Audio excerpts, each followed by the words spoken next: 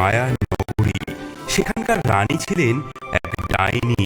সেই ডাইনি একদিন একটি ছোট্ট মানুষের বাচ্চা কুড়িয়ে পেয়েছিলেন। যে কারণেই হোক সেই মেয়েটিকে মেরে না ফেলে তাকে নিজের মেয়ের মতো করে মানুষ করে তুললেন। মেয়েটি বড় হয়ে উঠল অপরূপ সুন্দরী হয়ে। দূর রাজ্যের রাজপুত্রের সঙ্গে তোর বিয়ে ঠিক করে ফেলেছি। মা, মাগো, আমি কি সত্যি রাজপুত্রের উপযুক্ত? তুই তুই আমার মেয়ে, নিশ্চয় উপযুক্ত। তোর সঙ্গে যাবে আমার বিশ্বস্ত রাক্ষসী, সে তোর দাসীর ছদ্মবেশে থাকবে। হুকুম করুন মা। আর শোন মা, তোর সুরক্ষার জন্য দিচ্ছি এই দুই লিলিপুট ভূত। এরা তোর কানের দুল হয়ে থাকবে তোর সঙ্গে।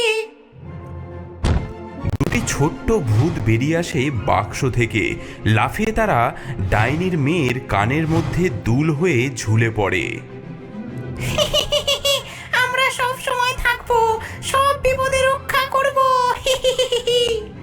এরা তোর সঙ্গে কথা বলবে শুধু রাতের বেলায়, আর দিনের বেলায় শুধু দুলের মতো ঝুলে থাকবে। আর এই নে, এই দুটো ঘোড়া, একটা তোর জন্য, নাম মেঘদূত, মন্ত্র পড়া ঘোড়া এটা, আর একটা এই রাক্ষসীর জন্য।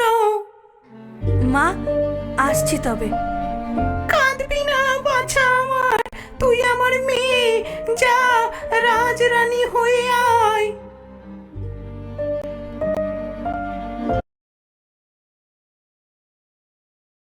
ডায়রিয়ার ফলে শরীর থেকে যখন পানীয় লবণ বেরিয়ে যায় প্রতিদিন পরিশ্রমে বা